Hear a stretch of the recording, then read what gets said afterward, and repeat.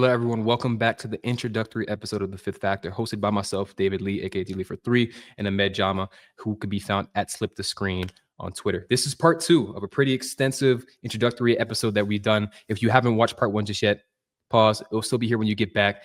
We talk through some of the meaning behind what the Fifth Factor actually means. We introduce ourselves and the show in general, our goal for the show. We have that mandatory Big 3 discussion about Dybantsa, Boozer, Darren Peterson, also some JQ as well.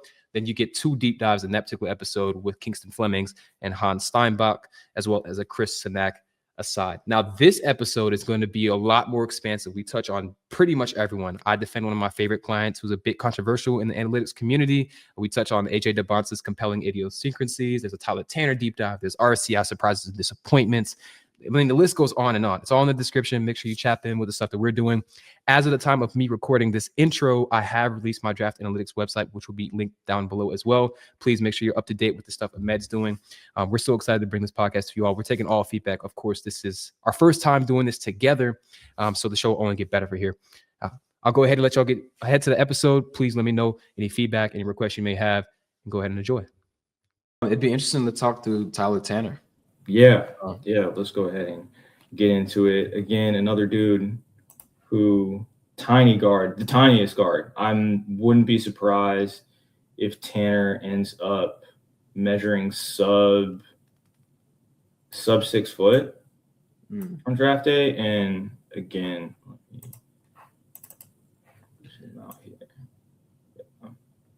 it's wild, man. I love a pick 6 guy. I've seen those stats float around with the NBA. When they play Wake Forest, I'm pretty sure he turned like all 4 of his steals into immediate buckets. He's really gifted at that. Yeah. And again, this is a guy who just is a crazy processor. Last year, he had a 4-to-1 assist to turnover, and this year, more on ball volume, he's at like 2.9. And you see plays like this, just like really quick hitters and semi-transition. He doesn't, again, similar to Kingston, that's kind of wanted to discuss both of them because their deployment isn't what we perceive as being standard for a point guard. Like he just hasn't been on the ball a ton. He's slowly starting to tick up in pick and roll ball handling volume and his aggression as a scorer, but he's a pass first guy. And then this doesn't end up in a direct assist, but just like a wide open corner 3. Vandy's the number 2 offense in the country right now. They've been just blitzing teams all season. Not the strongest strength of schedule, but you see this game, for example, it's against St. Mary's over Thanksgiving break in Battle for Atlantis. They jumped them. They were up 20, I want to say, at halftime and won by around 30. St. Mary's is going to be a tournament team. Like they're just like a very well-respected, well-regarded program. And then Tanner just semi-transition. Easy leads to a foul, and he's guys that are they aren't conditional playmakers is kind of how I would term it. Guys that don't need a screen to make simple just advancement plays. And like you'd mentioned, I mean, the namesake of the podcast, the Fifth Factor, guys that are just able to up the pace through ball movement and are just freak processors like Tanner is. And then a guy who he's finished for his career, he's 70% at the rim at 6 foot because he's such a dynamic athlete. And here, kind of second side swing and just immediately punches this gap, finds a corner, and then keeps the ball moving. Not necessarily the best shot quality, but again, a guy who's able to just keep the offense toggling through options, toggling through actions, and able to find here. I want to focus on this play. Draws 2, and then looks off his defender, help guys here. I think and I'm curious of your thoughts too, because I think we both value transition influence. And shooting 70% at the rim, 26% of those are assisted. Like that's insane at 6 foot. But I think like 30% of his plays come in transition, at least this far as this season. Does that discount the rim finishing for you at all, or it does? Okay, yeah. To some extent, not to an extent, because again, 26% assisted. That's low, but not for his size, really. Right. Like, I'm trying to compare it. I think average for point guards that have been drafted since 2010, it's like sub 20 for guys his size. Honestly, typically I did it by positional designation because of that account. But Bart does it, I think, much better than just using it by height because, you know, not all players in the same size bucket perform the same roles. But for guys around his size, I'd imagine dudes with, you know, any meaningful career longevity were probably sub 10%, like or sub 15%. I'm thinking of guys like Fred VanVleet, Isaiah Thomas, stuff like that. But with him, I do think he'll be able, because the free throw rate's been ticking up and the pick and roll volume, at least like the downhill efficiency, has just made such a massive leap. And with Tanner, I think he's probably on one of the more, I think, just an outlier developmental trajectory, and that's an empty side game. Again,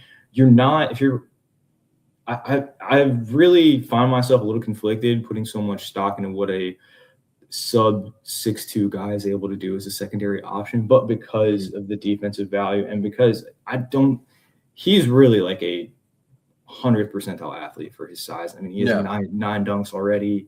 He racks up a good number of blocks and rebounds well for the position. Just all the ancillary skills are such that I think he'll be able to prevent himself from being just a terrible defender, you know. It was crazy. Honestly, he could have probably had like 15 dunks already because there's so many times, like, I mean, what I like about him too is like there are ball hawks, and then there are like guys who can break on those passes above the key. And those are like the highest value steals, right? Mm-hmm. The amount of times that he gets the hand in the passing lane on like that lazy entry pass to the wing or breaking up those types of plays or coming off the help, like there's a proactiveness to his defensive disruption that I think is really, really special. And to your point too, like as an outlier, like there hasn't been a single freshman or sophomore that's been drafted like with a 5+ steal percentage and a higher than 2 assists to turnover. Like the closest you get is Marcus Smart, but Smart's like assist to turnover wasn't anywhere this close. I don't think his field was this close either.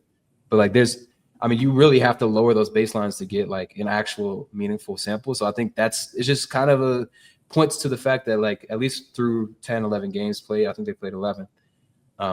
This is a guy that I think 100% should be draftable. I think that even like he's in my upper echelon of guards at this point, although I do also want to say too, I think most of his dunks have been in transition.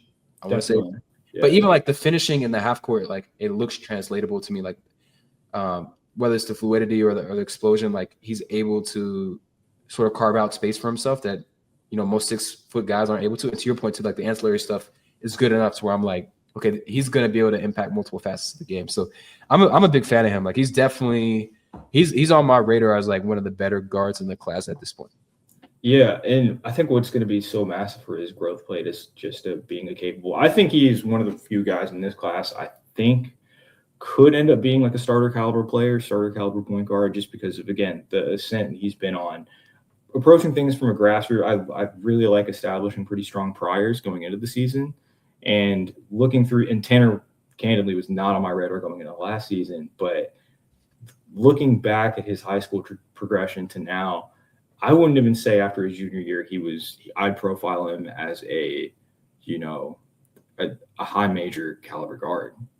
And then going from that to starting for a tournament team, or not starting, but playing significant minutes for a tournament team to where he is now, I really almost want to like stop putting limitations on where he can get because of like the physical tools and like the ridiculous processing speed and stuff like this, where he's added this to his arsenal already, just like the quick trigger, no dip threes, and being like a capable and dangerous, not just capable, like a dangerous spacer is going to be huge for him. And then again, the downhill speed again is something, and his handle is kind of similar to Kingston, not the most advanced, but he does have possessions, and I think it should be coming up somewhere here where, and stuff like this, like you're obviously bridging the gap and being able to be a little bit more physical is going to be what I want to see from him. And you see him settling and not necessarily initiating contact because he is like probably under 180 pounds as well. And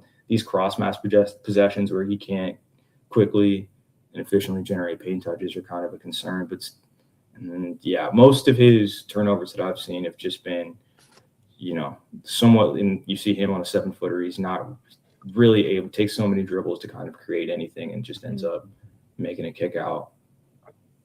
Though those are going to be the areas of growth that I want to see, and free throw rate is king for me with guards, and you have to be able to just generate paint touches and have some sort of efficiency at the rim. But with him, he's just been too productive at this stage to really like discount anything or discount any potential, avenues of growth.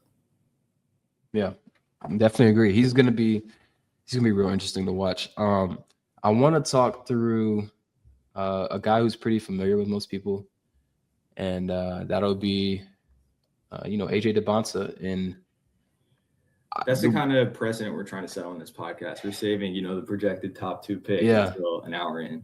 100%.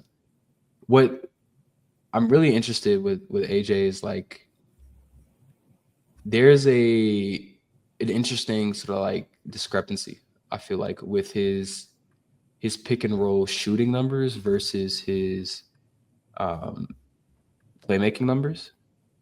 So right now, he's the fifth most efficient high volume pick and roll creator in the country. It's really guys like, he's like a hair ahead of like Bennett, Stirtz, guys like that, who have been electric off the dribble.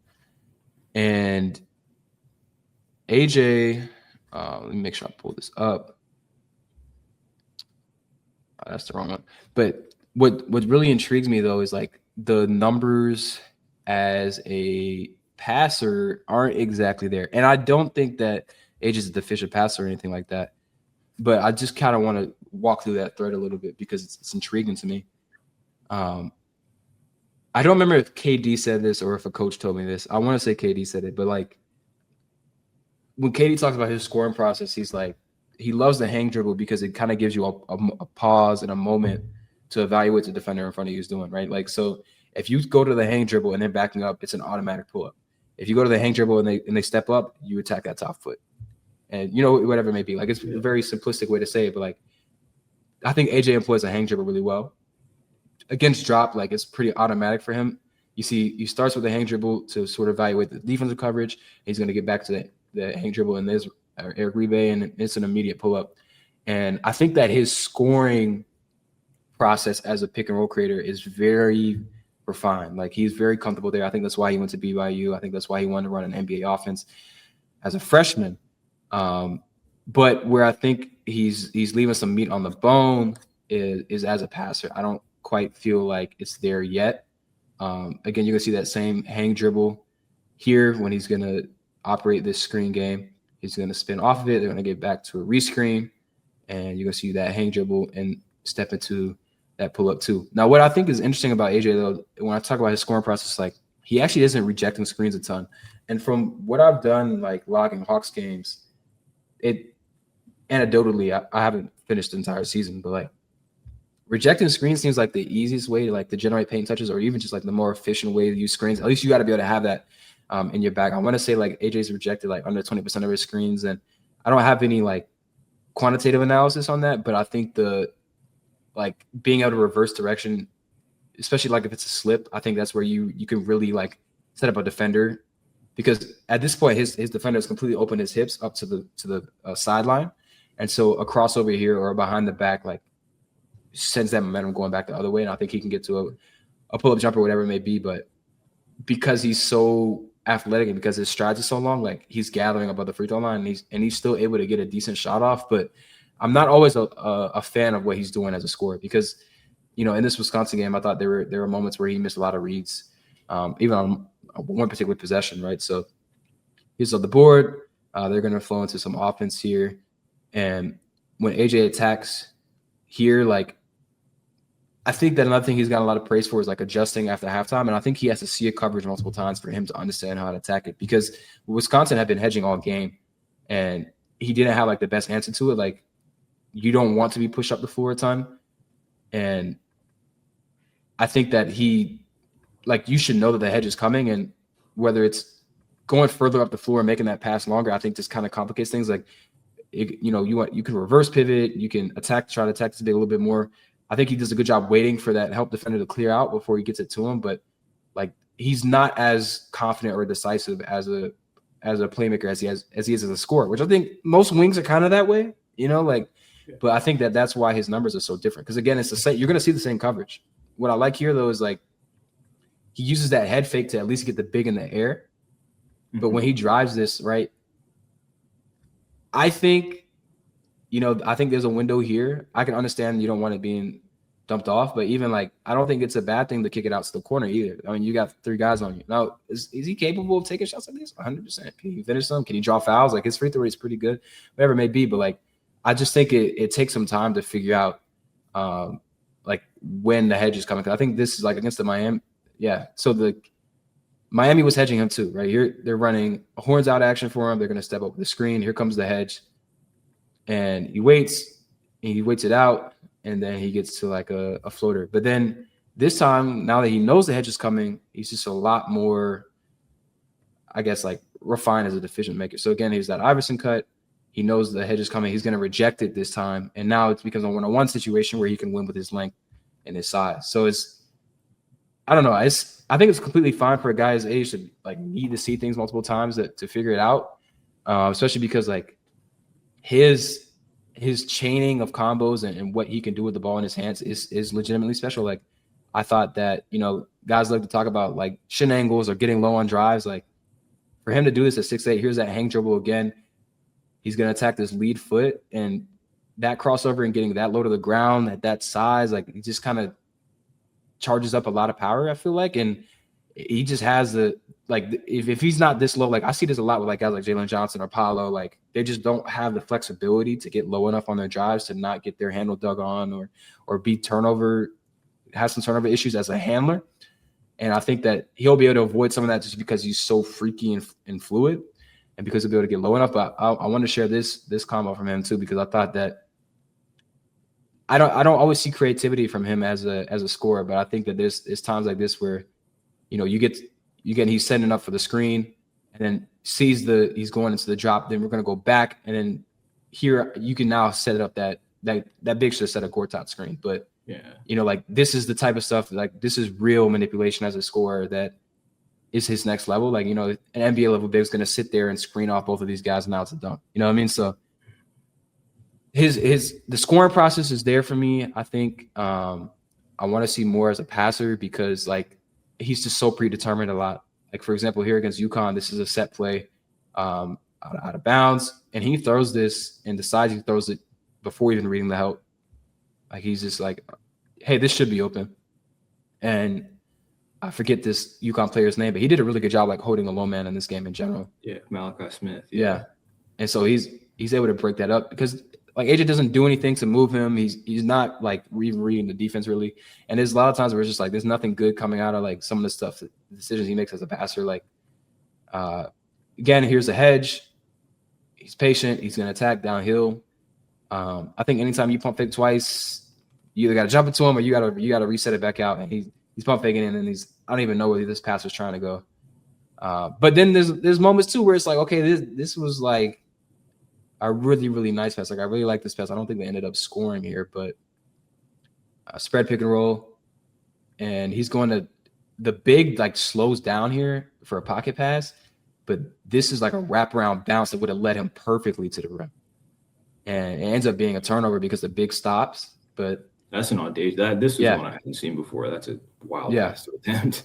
Like this is the type of pass you see from like Trae Young. You see, this is. So my thing with AJ, seeing plays like that, which for anyone, virtually no matter the size at this level, to throw that pass, to have that pass in your arsenal is crazy. And I think AJ is just a much better passer than a decision maker at this point. I think, and even watching, and I think I heard some people term it as reactive passing, but watching his tape going back to, AAU, he had so many deliveries in his bag, and it's clear that he kind of played with them or toyed with them and just all the pick and roll reps he's seen over the years, especially recently. But it's just, keying in on the help and being able to kind of, process these coverages in real time. I think is something that's taking a lot of work. And so the thing is too, like, I think Shea has really shown me that you don't have to be the most creative playmaker. Brunson as well, where it's like, if you're that level shot maker, and if you can make not the elementary reads, but more so like the necessary, like you have to make these reads, you don't have to be a super dynamic passer. I think that, of course, Shea's an anomaly, but I also think that there are things about Dybantsa that are anomalous in terms of like what he can do to get to his spot. So the fact that he can see and visualize this type of pass means something to me. Now, what I want to see from him, though, is like I don't want to have to wait until like 12 minutes in the second half for him to be comfortable with the defensive looks he's looking at. You know what I mean? Like, and this is it's interesting because that's things you see with Shea as well. Like against Indiana, like he'd be pretty not rattled, but more so like he didn't look like himself the first couple minutes of the game. Yeah. Like he's the game they played. I don't know if you saw it, but the game they played in the Cup semifinal against the Spurs. I think you really saw kind of MVP of the league, best made argument for best player in the league right now, still struggling like making reads on the move against like these kind of hyperactive defenses. But yeah, I think that those could be potential pitfalls we see with AJ down the road when when he's platformed as, the number one option. Because he's going to get that usage for sure. Whether it's the draft anchoring or like just what he's the pedigree he has and perception he has, like he's going to get those opportunities. And I think how limited your number one is as a playmaker is really interesting to me, because I'd argue like Shea, like relative to other guys with his usage, he doesn't see those interior passing angles. Like, and it nearly cost him in the finals, I feel like, because he wasn't able to make Hartenstein and Chet like super viable.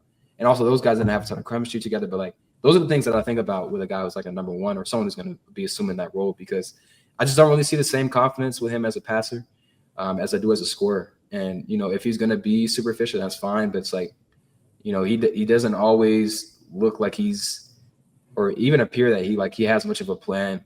He's getting down. He's just more so like he's just doing it. It's not always super decisive. I don't think he does a great job of taking advantage of doubles either. Like I mentioned earlier, like against a hedge, he'll dribble further up the floor. And that's kind of like the last thing I want to see from a handler. Like it's okay to do that from time to time, especially if you have a roller that you can like actually get the ball to and they can play make from that scenario. But like a lot of these times where I'm seeing two put on the ball against AJ, it's not him creating an advantage out of that. It's, guys like Richie or even like Rob Wright, like being able to drive, not even like a long closeout, but just being able to like create from almost nothing. This play as well, like I think this is the right read, and I like that he got it to him, but there's like a more optimal delivery here, right? Like he's going to float this pass, and because he floats it, it allows the defender to recover, and they end up turning the ball over here. But like this is where I think reverse pivot, or it's not necessarily, I don't want to expect this from him at this point, but like eventually this should be like a behind the back. It should be automatic when you see this, because when you float it, now the defense can recover, they're rotating, and it turns into a turnover. So now again, there's times though too, like I think on this play, he's going to hold the roller pretty effectively. So here comes, they're big. He's going to hold this guy with his eyes. He's staring at the big here. So you can notice that hope defender who's coming from the weak side, he wants to tag the roller. He sees AJ's eyes flash this way, and he gets to Rob Wright in the corner. Rob Wright spikes up. But then he still has this tendency to over dribble versus the blitz. And I think sometimes this can be indicative of like a lack of trust in the handle. Like I don't feel comfortable splitting doubles, getting downhill, whatever it may be. But like, with his level of handling, like, can we try and turn this back the other way? Can we try and get in between these guys? Like this is not the most encouraging rep for me. And I think that again, because he has this tendency of dribbling further up the floor, he doesn't put his team in a good position to succeed in these scenarios where they put two on the ball. Like if I was a college coach, like I'm probably mixing in as many hedges and blitzes against AJ as possible, not because I don't respect him as a passer, but just like his decision making can be a little bit shoddy in these scenarios. And yeah, man, I don't know. It's a mixed bag, and that's what it's going to be at this point. And I think that he's a guy that will get better with time. But I think when I think about his standing among the other like guys in his class, like with the questions I have with the overall shot process and then the shot diet and then the defensive stuff, it's like I don't really find myself entertaining any conversations with him, entering that tier, just because I don't think that he's a decision maker. I don't think he's a defender. I don't think he has the motor of those guys. And it's like if I see them as relatively comparable talents, I think that's a differentiator. Yeah, the motor is such a key issue because I think his stocks have been mentioned pretty frequently with him so far, and his standing amongst that top three. He just doesn't it's not an energy efficient way he goes about scoring. Like I think he's always going to be kind of limited to what he does defensively. But that being said, with AJ, he's going to be such a high level scorer in the league, and I think he's going to be the kind of guy that you can put like Shea, put defensively slanted personnel around him, and he's just going to be able to create something out of nothing. And then Shea, like Oklahoma City was near bottom of the league last year in assist rate, and it's so interesting looking at BYU and Kevin Young. It's been the head coach of BYU came from the NBA ranks.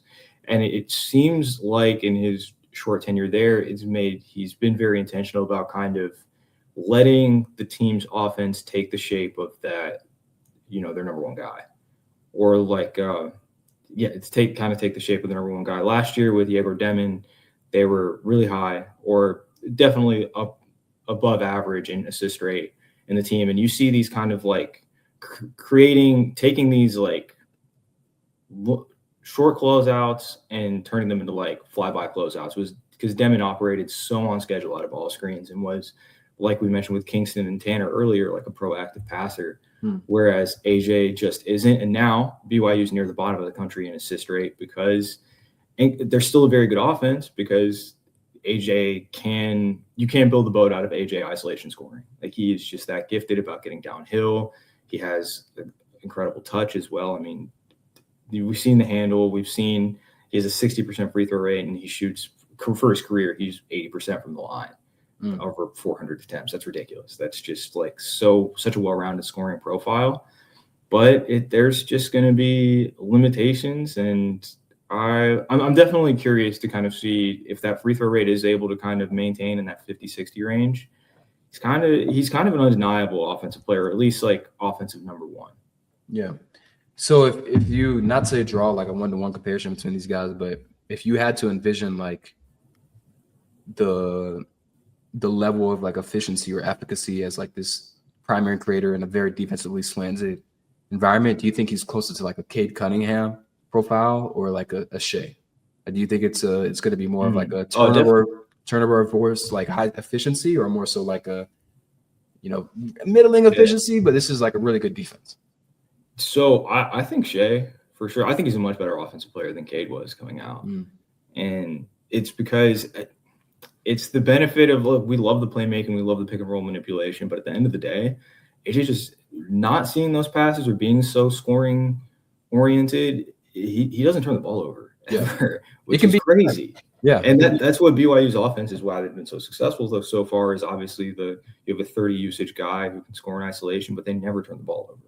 Yeah, that's the benefit to isolation scoring, and it's there's so many. You don't want to be dogmatic with, and I think that's where people get caught up with what a primary should look like. You don't want to be dogmatic in the roster construct, and I think there are really pretty straightforward ways to build the boat, build a high level NBA offense with AJ as the number one guy.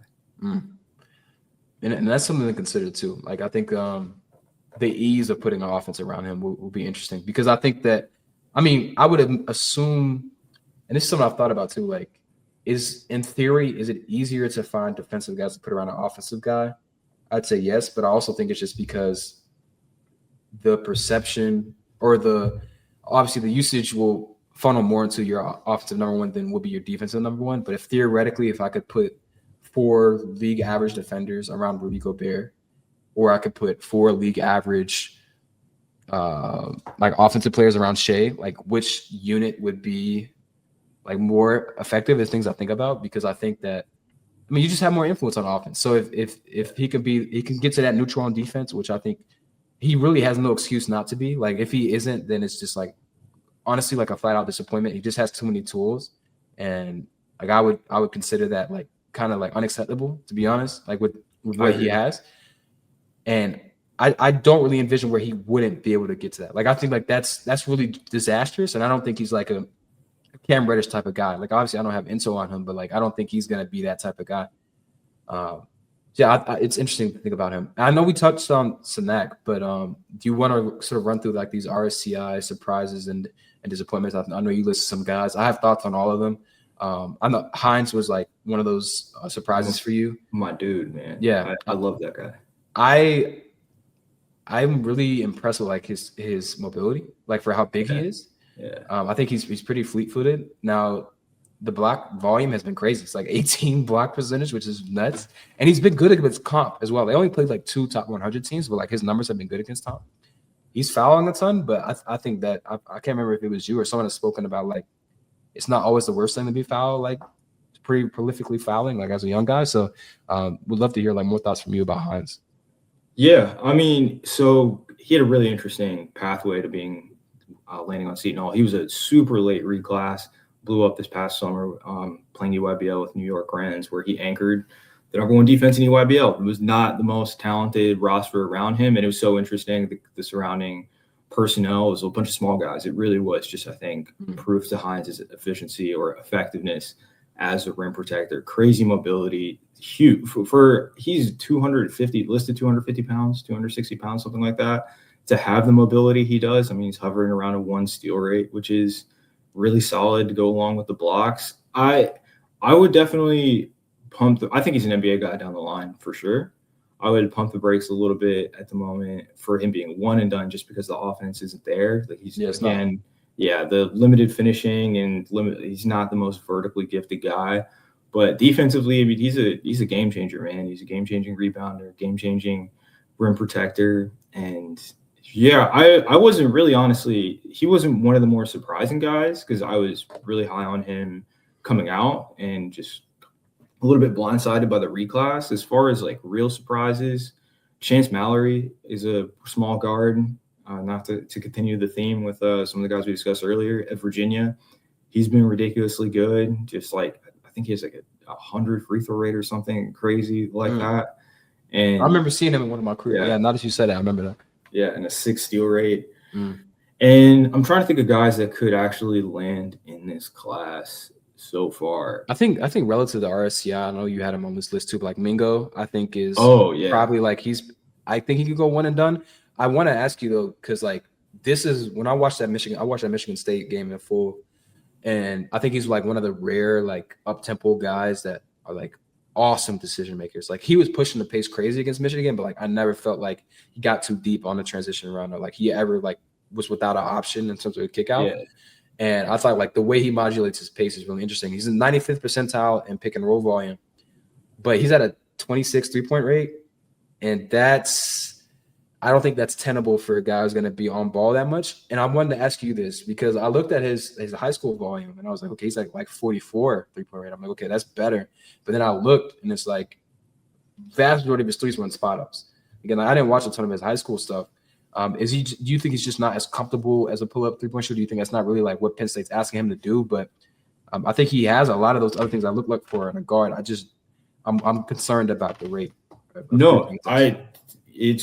Maybe I wasted a lot of time watching a lot of his high school tape because you kind of just described right there what the issue was with him. He really did play. I had a clip up when they were playing his Long Island Lutheran team playing against Kingston Flemings.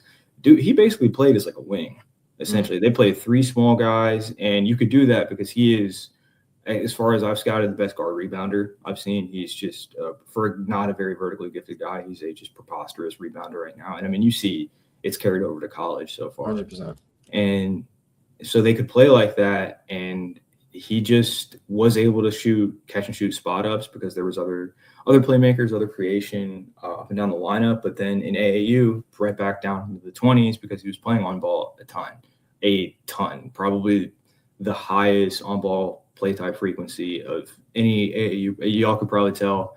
I spent a lot of time pouring over these, and legitimately, I don't think since synergy dating back to 2019, I don't think I've seen a guy run as many pick and rolls, isolations, all that as Kayden Mingo. But I don't think it'll be a one and done because you're right. That is totally untenable to be an on-ball guy, and especially not a downhill demon and not get threes up. But I'm just going to bet on him developing that eventually because he didn't have a ton of on-ball frequency outside of that one AAU season.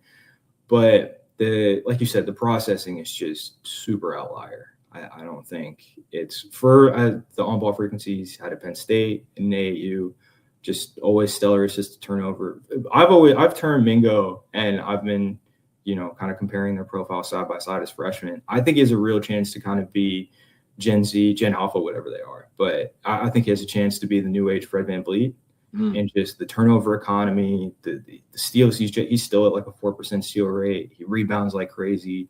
He's like the inverse of Kingston Fleming's, where Kingston's much more athletically gifted than he is skill-wise, and then Mingo is just uber skilled. There's a clip I'll probably post at some point, maybe right after this, of Mingo. We've seen so many bad ball handlers deal with hedges poorly, and Mingo, he had a play in Michigan State where they hedge the screen, and it's like they blitz him, and just calmly, just like one tween dribble, resets and then finds a roller for an easy two. And he's just so good about find a lot of his assists or rim assists because of just how advanced his handle is. I remember that, I think. And Penn State was the first team to score 70 plus versus MSU. And they're not a good offense. Yeah, they're not. Yeah. And I mean, he had multiple quarter skip passes off a live dribble. I think the defense was there. He's a guy that I really enjoyed watching in that particular game. Someone I'll be watching a lot of. And then you have Malachi Moreno. I think another guy relative to consensus. He's been, pretty much what you could ask for a big. He's on the glass. He's passing. He's protecting the rim. He's getting steals. It's what else do you need? The post ups haven't been great, I think. But again, I'm giving him grace because the Kentucky offense is bad. But he has all the traits of an NBA big, in my opinion. Yeah, it's never going to be sexy with Malachi, man. Yeah. It just never. He was a guy that even in high school when he was producing and his last year of AAU, that was the best team on any circuit. I think they lost one game in the regulars. They lost 2 games all season. And it's just he's a sound rim protector. He never fouls. Crazy mobile. I think he's a pretty elite athlete for a 7-footer. Yeah. But, yeah, it's just he's just a very bankable NBA big. And then Brayden Burries is a guy that, relative to RSCI, I think he was 9th, right? He was top 10 for sure. Yeah. I haven't seen, the rim pressure I was promised. You know what I mean? And I know he was firing AAU. I know that. I'd seen it. I'd seen the numbers. But he kind of wasn't, though. He wasn't the guy. I thought he was the guy who was 68% on the circuit or something. He was. That was the thing. And I mentioned it on Finn's podcast. He's a guy that I like something I've kind of termed it he's in the Austin Rivers zone. And Austin Rivers is a guy, and that's what I've termed guys that are incredible free throw rate dudes that draw fouls, but they just aren't vertically gifted. So once they translate to a higher level of athleticism, the finishing just gets it gets a little tenuous. And he's bounced back lately. I think he's at 67%. I think. On a pretty good assisted volume. And that's the thing though with the assisted volume, his free throw rate's gone down substantially. I think it might be sub 30 or maybe it's just at 30, something like that. But I think I probably was a little too dismissive of Burries coming out. I'm still lower on him probably than the majority of people. But yeah, I a lot of his problems early on, especially with how Arizona's constructed the roster, they're all in on, rim dominance, two-way rim dominance. So it's just going to be tough for a downhill scorer like him. Yeah. He has the most N1s on the team, which I don't think is predictive or anything. But when I've watched him play, there is an ability to finish through contact that I'm impressed with. And he has a measure, or at least a modicum of ability to finish up and around and through. But he's on a hot streak too. That's the other thing. He got super hot against Alabama. And a lot of that started in transition. And earlier in the game when he was kind of just clanking things before he was able to get going in transition. So, a lot of guys are rhythm guys. I don't know. It could be something like that for him, but I haven't seen I think I had him 15th or something like that. And I don't think I'll have him close to that based on these first couple of games and where the other guards are at in this class. Cause I over-index. I think from those raw numbers, I didn't watch him in high school. I didn't see the difference in the athleticism. So it definitely makes sense to me. Do you want to touch on Braylon Mullins? I know you mentioned. Yeah. Before that's the last guy at least I had queued up. Someone I wrote about when he was coming out And he had a pretty precipitous rise in the rankings. And obviously the number one thing with Braylon, and there's going to be, because he started off the season hurt, a lot of this tape is going to be AAU. And a lot of this I'm just going to kind of talk through because it isn't necessarily some things you can't gather with Braylon right away. But of course, number one is going to be the shooting. You know, just an audacious shooter. He had a 63% 3-point rate. In high school, he'll take attempts running full speed. He has a pretty unique release. It's like very wrist heavy. And even those he doesn't make, I love seeing those kind of attempts. And then you'll see here against the Florida game, look at like the way like Thomas Hogg guarded him. I mean, he's just parking lot range. Right now, not shooting particularly well. I think he's starting off decent in conference play, but any unders he's gonna pull. I think he's right around 13 threes in a play like this. I'll actually rewind a little bit, but I think a play like this is demonstrative of like the caliber shooter he can be. And he just, UConn, so heavy motion, like kind of a blend of Princeton principles and like more, I call it almost like primarily Princeton and then Euro ball screens. But a play like this where it's just like a guard-to-guard handoff, Melvin Council goes under and just immediately pulling. And the nerve points that can hit on the defense, and like all shooters, short-term memory just gets it right back up. And right for a guy that isn't having many plays drawn for him, or is just playing within the structure of the offense, to get up close to 14 threes per 100, I think is just wildly impressive.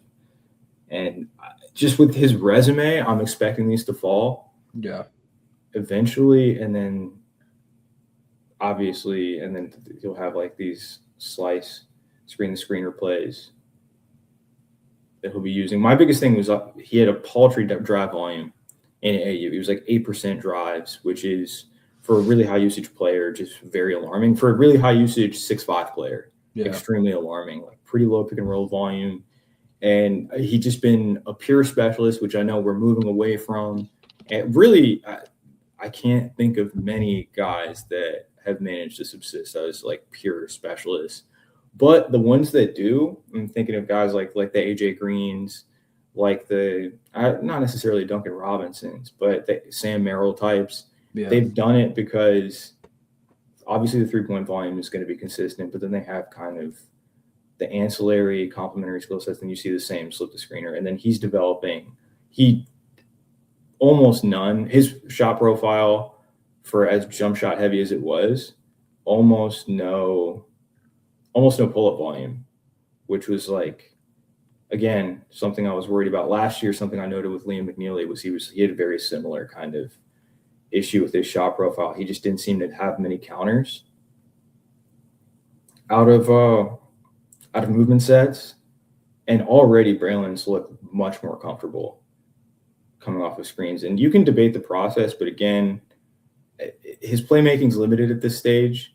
But the fact that he can get to at least 1 or 2 reliable counters for me is huge. But this is what I'm going to be really looking for him, just the processing and being able to like make plays out of these kind of 2-man games, these empty side actions consistently. And here just over penetrates, caught in the air, and then this is a turnover. And a lot of the benefit with Braylon for me is obviously like he's a self-sustaining gunner. You just really, he's going to be able to like get looks in transition. He's always going to be able to get up a good volume of threes. And the fact that he's like remotely efficient right now, despite having a fairly low 3-point volume and not hitting the threes and not getting to the line really at all, I think is somewhat encouraging, because I think this is stuff that's going to progress over the course of the season. But it's the playmaking, just any modicum for him. He's sub 10 assist rate right now. And that's just, you can't manage that as a 6'5" guy, really. And I'm trying to think of, honestly, the closest example as far as assist volume relative to height that succeeded was Jared McCain, was someone who's really low assist volume, but because of the efficiency, and something I've been trying to just account for more, as kind of as pedantic as it may sound, just guys that can. And you see here, he just kind of misses like an easy pocket pass, and then is going to I think this ends in like a pull-up too, if I'm not mistaken.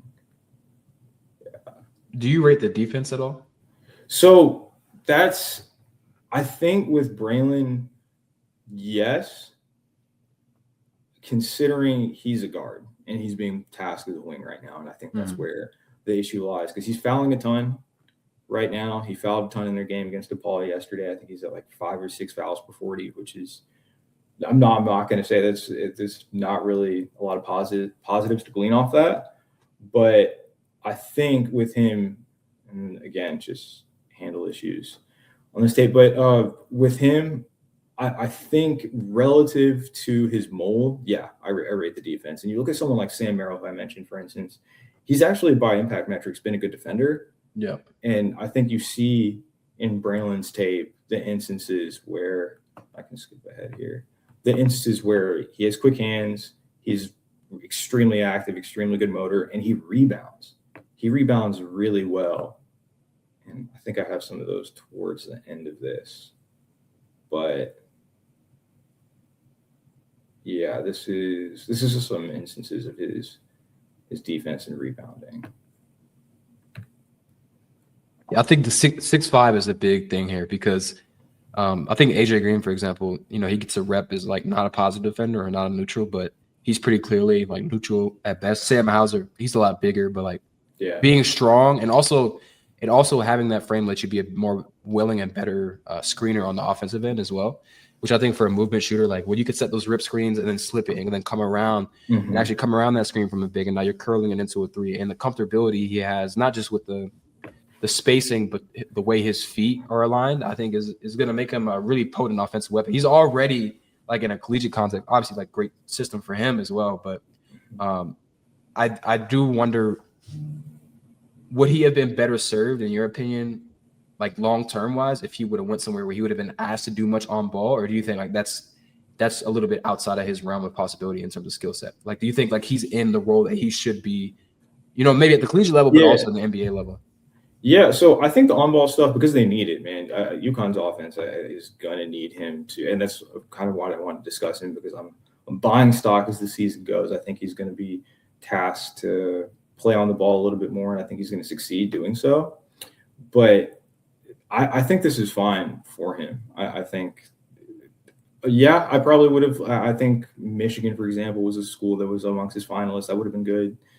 Maybe an Alabama situation would have been good as well. But I think with Braylon, he's going to just these little additive plays where he's creating extra possessions. He has, like, for an environment, UConn, that kind of suppresses steals, he's already at a pretty good steal rate, block rate, and something I haven't really, like, something like that. He just tracks back. And we talked about it with AJ, and Braylon definitely hasn't gotten to that stage of usage, even though I think he can. I wouldn't be surprised if he finishes the season at like 24 usage, maybe even a tad higher.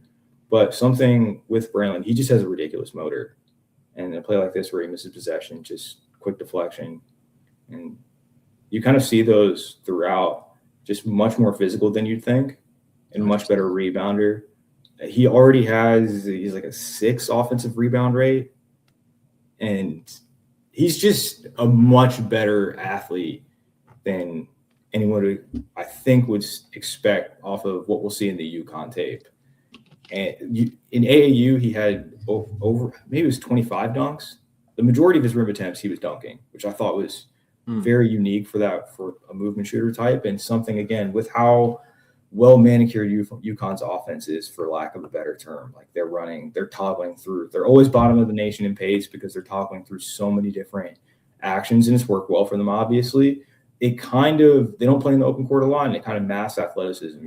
I think you're seeing it with someone like Stephon Castle, who much more capable open court athlete than we were able to glean from his UConn tape. I was honestly fairly low on Castle coming out because I just underestimated the level of athlete he'd be. And I think Braylon's going to be pretty similar. He may not dunk the ball a ton this year because they're playing so much half-court offense, but in the league, I think he's going to be a transition weapon. And that's where the AAU tape, I think, is fairly instructive. If a lot of these, like, threes he was taking at AAU, he had a really high transition frequency. transition 3-point frequency in AAU. Like, yeah, again, a play like this where this is not a team that created a ton in the half court, and he's comfortable taking shots like that, which I think it's just an easy outlet. I think he, again, a player. It's funny. His AAU teammate was Malachi Moreno. I think something they share in common is their limitations are obvious. They may not be the sexiest draws as prospects, but Braylon's going to be a guy that he's going to add true shooting influence. Again, breaking it down to the 6 factors. I think he's going to be a great shooter just by merit of his shot profile. And then he's just not going to be a massive negative in other areas where you typically associate with that kind of a player. Yeah, I feel like I've got to get a better look. I didn't really consider him much, but at least before the cycle started. But for all the reasons you outlined, I think, and from what I've seen in UConn, he's a guy that I find really intriguing because I think the NBA needs more movement shooters. Honestly, it's a dying archetype that I think makes a lot of sense in this environment that we're talking about with its transition, pace heavy. Like it's something the Hawks are missing. Again, not to make it Hawks centric, but like I watch teams that run motion offense and play through their bigs and not have a movement shooter, and like Vit Krejci has become that for the Hawks. And so now those types of guys who, again, can make those 0.5 decisions, can be passable on defense, can keep the offense moving, can get on the glass even a little bit, be disruptive. Those are guys that I want in my rotation. And so he makes a lot of sense there. Another thing you mentioned too is like I think a pretty good strong star indicator is the ability to maintain like at least a baseline defensive influence like with a high level usage. And if he creeps up 25-26% and he's still at like 3 steal percentage, he's still at like 3-0 boards or 4-0 boards, something like that percentage. Like I think it's a pretty good sign that this is a guy that can be a reliable NBA starter, because I think another thing is like this is a path that's been blazed before. You know what I mean? Like we've seen a guy like this succeed, and I think it makes it a little bit more realistic. I want to try and sell you on a guy. Okay. And so we have a lot of similarities, I think, in what we value. But and it's not just you. I think a lot of people who take a data-driven approach to the draft have looked at someone like LaBaron Philon, and they are beginning to fade him, if not already fading him, because of how drastically different his freshman and sophomore seasons have been. Simply because his biggest sell as a freshman was like, okay, he's going to bring you ancillary production. I want to give you my pitch, defend my client. As his representation. This could be a future segment. Defend the client. Oh yeah, for sure. So Philon right now he's at a 30 usage percentage with a 37 assist percentage as of Sunday. His offensive rebounding percentage is at 2. I think that's like minus 1.5 from the year before. He's at just a 2 steal percentage and just a 1.1 block percentage. So among the 40 NBA guys who have had a 30 plus assist percentage as a high major freshman / sophomore, his 3.1 like combined stock percentage would be 23rd, and his offensive rebounding percentage would be 20th. So slightly above average, around average. I've mentioned that because I think that it shouldn't be discounted that he's not given the ancillary production, but I also want to point out how tough it is to get on the glass as a heavy pick and roll creator, particularly among a guy who's like, that short. I think that was among guys who were 6'5" or shorter. Now, in 2026, Alabama has seen the toughest schedule in the country. They've played a gauntlet. They're number 1 in adjusted offense, which adjusts for the quality of their opponent. The average adjusted defensive or D1 offensive rating is about 106. Alabama is at 126 with Philon on the court, or 130 with him on the court, which is 5th, versus top 225 comp. Take out the garbage time filter, that's from Hoop Explorer.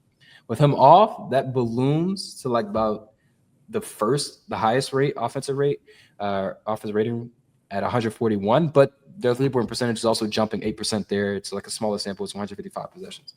2025, we also saw like very strong offensive indicators with Philon on the floor. They were 4th in adjusted offensive rating versus top 225 comp. With him off, like there's like a marginal fall off. But when you look at his splits with Mark Sears, and Philon, with Philon on, without Sears, this was the best offense in the country. With Philon off and Sears on, they're like 129, so they're minus 8. Both years, pretty big transition influence, especially in efficiency. This year, they're at 1.34 points per possession, 87 percentile, 86 frequency. That frequency falls about 82nd percentile with him off the floor. In 2025, they were in the 99.7th percentile in efficiency with him on the floor. That fell to 97th, or that fell to 60th percentile with him off. So this is a high pace. Nate Oates is going to get them out and running. Like they kind of do that consistently, but I think the efficiency jumping is is meaningful to me because I do value like the transition ability. I think he makes good decisions out in the open court. Despite his relatively strong steal and over rebound rates as a freshman, like Bama was like never a really good high volume disruptive team. Like they were 335th in forced turnover percentage with him on the floor, but he did reduce turnovers pretty significantly. And in that 2025 season, they were at like a 15 turnover percentage without Sears. They were 17% with Sears on without Philon. And his lineups are again turnover reverse once more. Now they're at about like a 13 turnover percentage with him off, with him on the floor, which is about like 7th. And then they spiked to 16%. So it's meaningful to me. He goes from a 25 assist rate to a 37.6 assist percentage, and he's still at above 2 assists to turnover. 62% of his possessions have come out of pick and roll, which is 94th percentile. And so he isn't maintaining like the incredible ancillary impact of like a Halliburton, Alonzo, a Marcus Smart. But one thing that I really value from a guard is the ability to morph between roles and archetypes. Like I think as a guard, especially if you're going to play multiple guards, which most teams are, you've got to be able to toggle on and off ball. You've got to be able to do multiple things. And I think because of that, role malleability means more to me at guard than any other position. It's another reason why like someone like Christian Anderson was like on my board to start the season because I wanted to see if he could get there as like a high volume creator with what he showed as a freshman, like sort of the off ball role.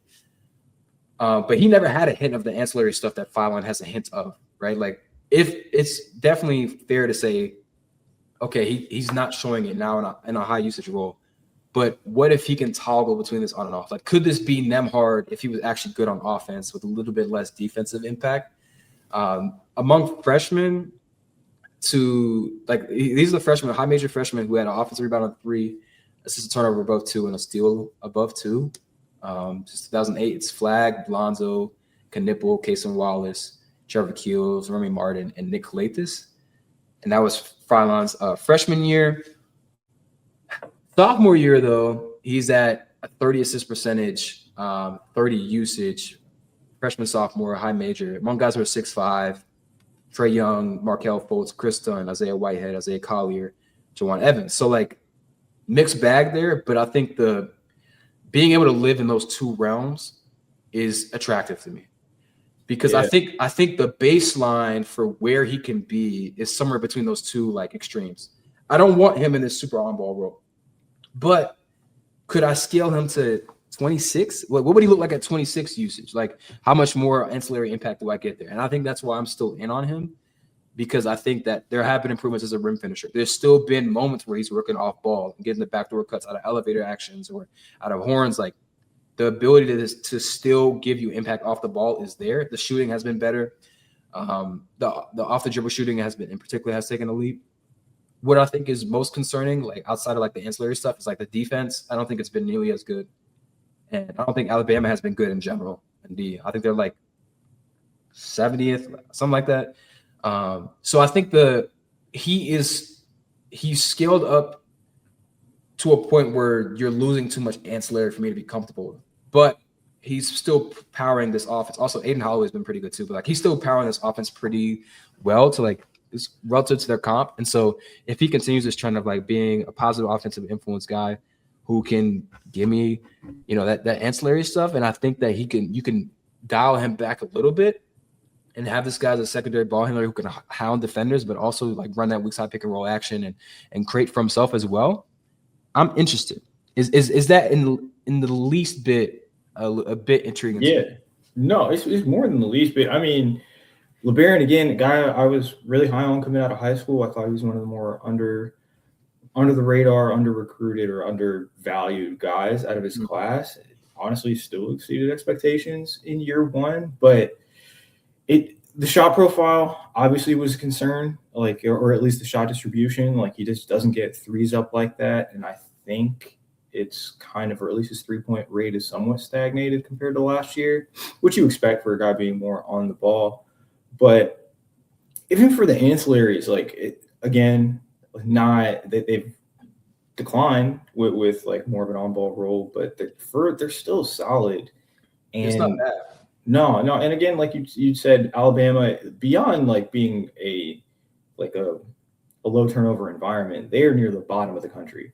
And you pair that with their 327th in defensive turnover rate, and then you pair that with the 9th adjusted tempo, like that's going to annihilate anyone, like a possession bias stat like steal rate. Like it's gonna hurt it. And like a probably more averagely paced team, he's probably again right around where he was last year, like 3 steal rate. And what's interesting about him, and it's talking about Nembhard was always my comp for him, like dating back to last year. And what's interesting about, obviously he's a more capable, so far proven himself more capable offensively, much more athletic than Nembhard. 1%, like over 1 block percentage for a guard, for a projected lead guard, is really impressive. Like just not a lot of guys do that. And you compare that to someone like Christian Anderson, who's going to be a firm negative defensively, like a very much a negative.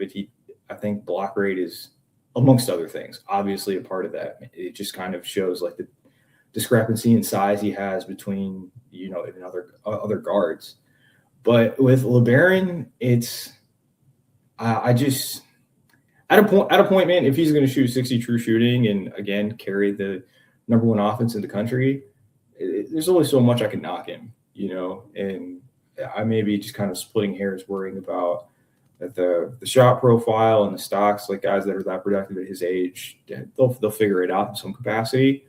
But I think he's just a more high variance prospect.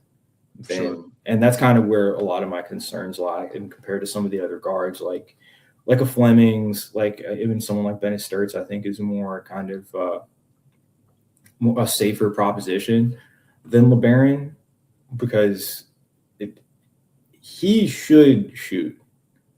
And I'm just wondering where that shooting lands. He's never really been all that great from the free throw line. Yeah. Something that, for that role. And also his touch on non-rim twos is crazy. It's like very, probably, I don't know, was definitely in top 3 outlier characteristics with LaBaron. And again, for someone that productive, something I've thought about with him, 2 things I've thought about with him and how his impact, his archetype is probably the least reflected by traditional impact metrics, is he may just, what if he's just like one of the 3 best like mid-range guys in the league? I think that's like within the realm of possibility, just from like an efficiency standpoint. And then on top of that, someone like Nembhard, it plays for a very analytically inclined franchise in the Pacers, but his impact metrics are always terrible. And I wonder if there's something that just isn't captured with those kind of like passing oriented, or maybe not the most like scoring efficient guards, that may just be because for his impact metrics being bad, he was a featured contributor on one of the best offenses in the league, in the league in the past, 5 so years. Yeah, I mean the Hallie spoon fed is pretty powerful. But, I mean, even like that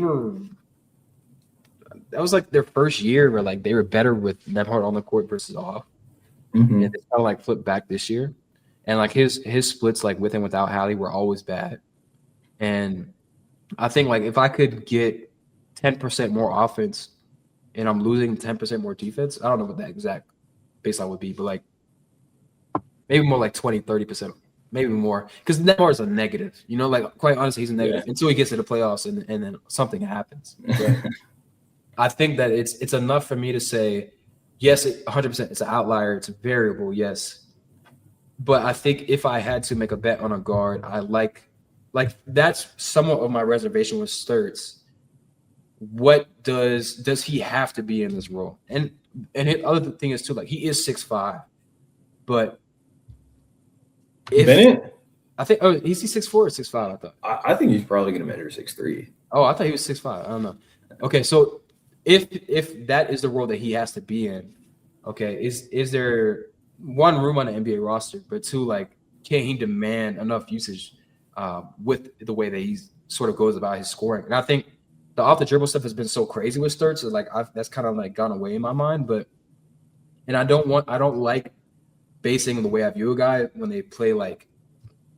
I mean, Iowa State is insane on defense, and I mean I forget how to say his name, but the freshman guard they've got, and then of course Josh Jefferson on the back line. Like that's a really tough defense, but that you see the lack of ability to dictate against a team like that makes you that imposes their will defensively, and it's things where it's like I just don't know how much malleability there is with Stirtz in terms of his role, and I don't know because again we just haven't seen it. That doesn't mean he can't get there. I think he is that level shooter, and I think that he's more than a fine enough decision maker that like he'd be completely fine attacking closeouts. But it's something I think about with him too, because it's just like I just haven't seen it in a different role.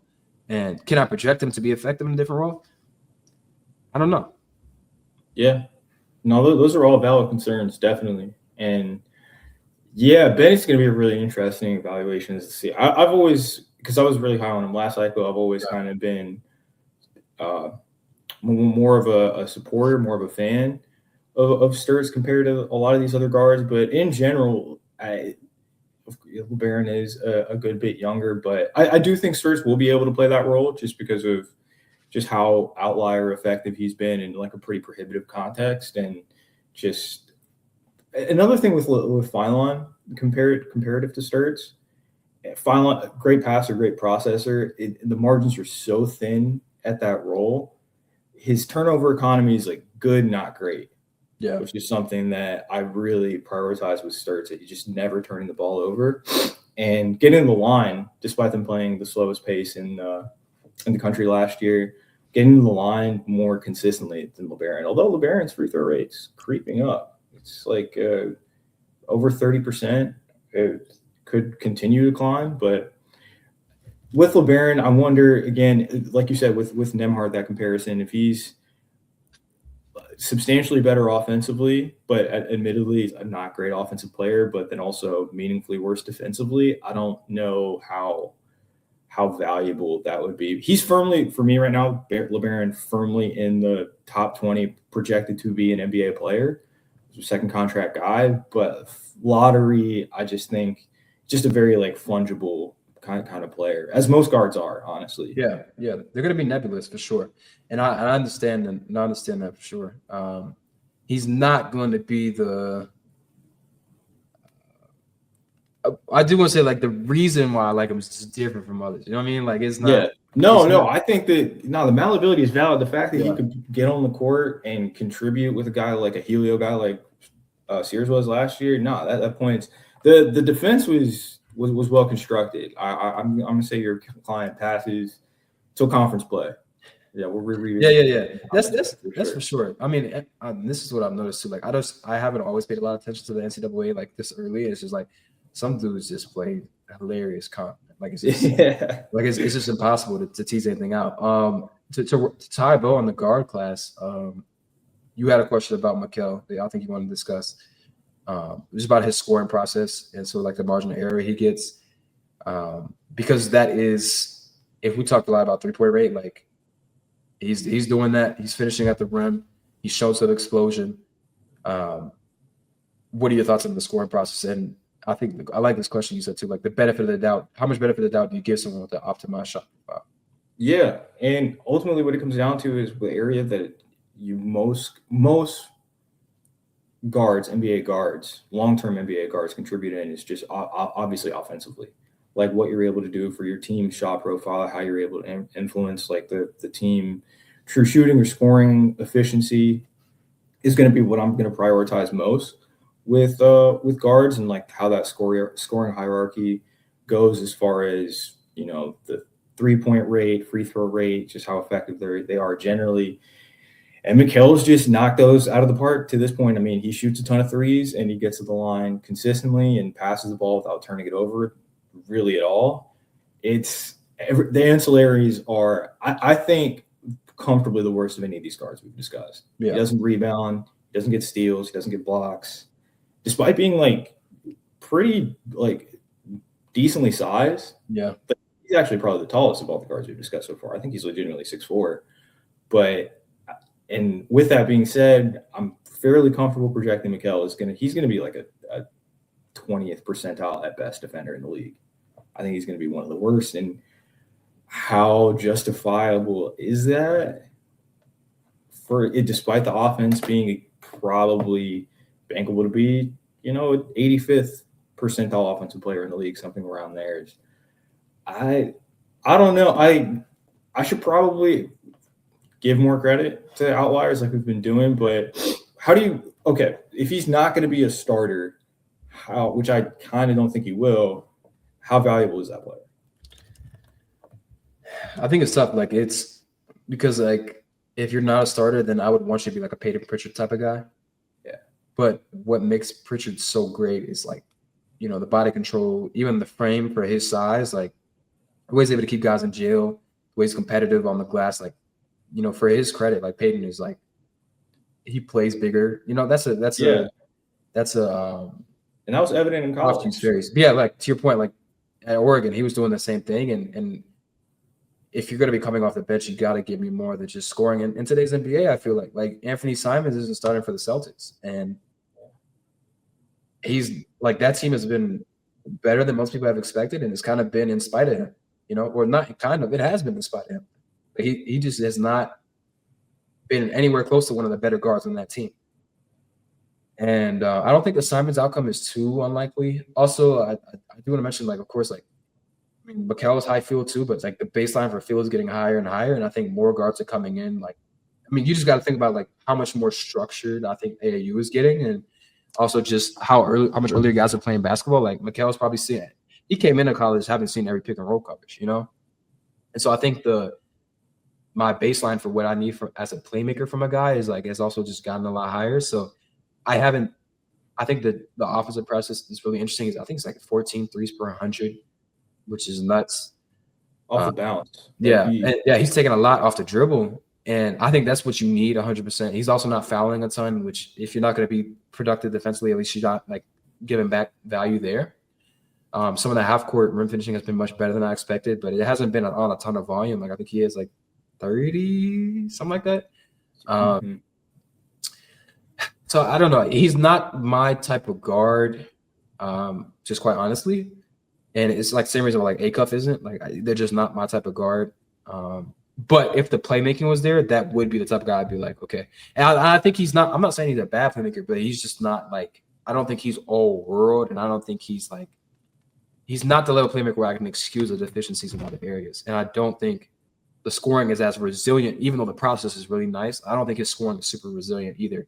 And we'll see. I think like – that's a good way to put it. Yeah, like I really – I want to give him more grace because I feel like I was very critical without really fully understanding why he struggled in that high school sample. And, I talked to some folks. It's like, well, a 6 to 7 inch growth spurt, man, like that's a lot to go through at his age. And then also like, it was weird because he shot better when he was younger than he did when he was older. And so I don't want to be, hold on to that too much, but like, I do need to continue to see the finishing. He hasn't proven to me that like he can finish consistently, at least to me. Like, I think, like, there's been moments where it's like, okay, that was impressive, or, like, that was – but, like, of his finishes, like, again, like, I think a lot of them are schemes. Same thing with Philon, same thing with Acuff. Like, when you're playing out a pick and roll, like, it's not just about the initial advantage, but it's about, like, how guys are getting moved around on the chessboard in terms of opening up that rim. And I haven't – like, his driving or standstill or, like, just creating rim attempts, I don't know. It's not there for me. I think he's still – I wouldn't have him, like, top 5 or anything. I think for me, like, he'll probably be, like, 20 range, I think it's where I have him right now. And that's what it's fluid at this point. Like if you continue to prove it against comp and the finishing kind of gets rectified and I see more of an in-between game, then I think I can get there because I think this is going to be a great free throw shooter for sure. I mean, damn near 60 free throw rate. Like he's checking a lot of boxes offensively. It's just like, if he's that level shooter, can I excuse the other things? Maybe. I don't know. Yeah. And the free throw rate, just seeing how sticky that is, because that definitely is, wow, he doesn't have a single offensive rebound. No, he doesn't. That's crazy. Yeah. That's wild. But yeah, seeing where that lands over the season, because again, that just vastly misaligned with what his priors had been. And yeah, that could be because he was a different player. Literally, smaller, weaker player. But I think he's much better. I think he's better than Acuff for sure. And then just seeing where the rest of the class, I think a bench guard bet is reasonable to make outside a lot. I'd probably have him. All that to say, I'd probably have him somewhere around the same, like late teens, early 20s, something like that. And I think to wrap it up, I think the general question of like just how good is this class? I think that it's pretty interesting because obviously every class gets hyped up, man. But from your perspective, just how good is this class? I'm glad you asked because I actually really over the weekend did a lot of work on next year's class, just high school basketball kicking back up and doing some back end stuff with last year's AAU. I think this class is good. I don't think it's as good as last year's, and I think at the top, it's next year's has a reasonable argument to be outside of. I'd say Booz and DP are the best two prospects comparing next year's class to this year's class, but I've seen some of like bigger draft outlets call next year's class worse since 2024 or just like a horrible class overall. I like strongly disagree with that and think the top end of next year, at least through like 10 prospects, is like fairly comparable to this year. I think there's a pretty sharp drop off after the top 4 or 5 guys. Yeah, I think, and that's where I've really struggled on my board. It's like, yo, who's 6? Who's 7? And I'm like, man, like, I don't know. And there's definitely guys that I favor there. Like I'm not like, I feel like Caleb Wilson is like a pretty steep drop off, from those other guys. Even like a guy like Steinbach or I had a day Mara there for a minute as well, who I didn't touch on, but like some of the turnover stuff, and then he's still not hitting free throws, so it's like, yeah, I'm there with you. I was, I agree, man. It's like just a morass of guys in between. I think you can make a credible case for anyone between that like 6 and 16 range, honestly. Yeah. Like there's like a lot of dudes in that cluster of players. Yeah, it didn't feel like, I mean, the 25 class I think was pretty solidified from a consensus perspective. Like it was always going to be Coop and Dylan 1 and 2, and Ace somewhere within that top 5. But it seems like there's a little bit more movement, and this will always happen. Like I remember like last year it was dudes like this year's class, like at this time or like in May, like Dash Daniels was like top 10 on Giovanni's board, and it's like that's not going to happen, So it's like things will change, and I think that there were guys who will really like distinguish themselves. But I think as of right now, like I don't see this as an incredibly dominant class relative to like some of the. And I've only been doing this since like 2023, and I only feel like I've been doing it well since last year, So it's like, but from my perspective, like it's the most interesting for me, and maybe that's because of my own investment. But I just think the guys in this class are really, really interesting individual prospects. Like in 25, like I mean, I have my guys like I like Sorber a lot. I like CMB. They're really interesting, like archetypal players, and Malachi and Conkanipple, but like Hanson Yang. But I didn't have as many guys that I was like, man, I really enjoy evaluating this player. Like I really think that they're a fascinating development trajectory. I have more of those guys this year. I don't know how you feel about that.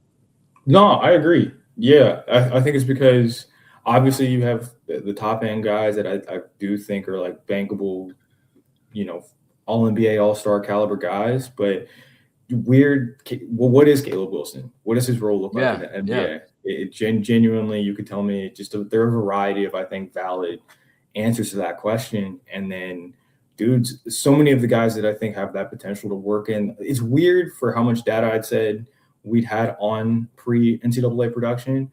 A lot of the guys that I think could work their way into the conversations are ones with the elite, like Kingston Flemings, Jaden Quaintance, Patrick Ngongo is a guy I love who just didn't, because of injuries, just didn't play a ton in high school or like large minute samples. So yeah, we're kind of working into the unknown, and just I'm excited to track the development of all these guys. And yeah, I think our boards now could drastically change just in the next 2 months. Yeah. Well, man, I think this was a banger first episode.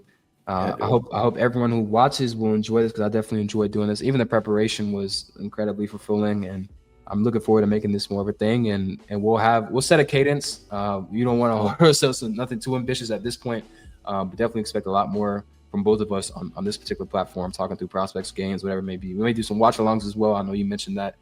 But yeah, man, info will be in the description. this will probably be on its own channel, but I also have our stuff to our individual things as well. Ahmed, anything else you want to say before we wrap up? No, man. Yeah, this has been great. Anyone that's able to stick through, I don't know if we're going to chunk this episode up or what it may be, but anyone who's able to stick with this for the duration, I appreciate it. And yeah, this has been real fun, man. I think this is the best way to possibly do draft analysis, you know, film and stats combined. It's great. 100%. Hope you all enjoy it, and we'll see you in the next one.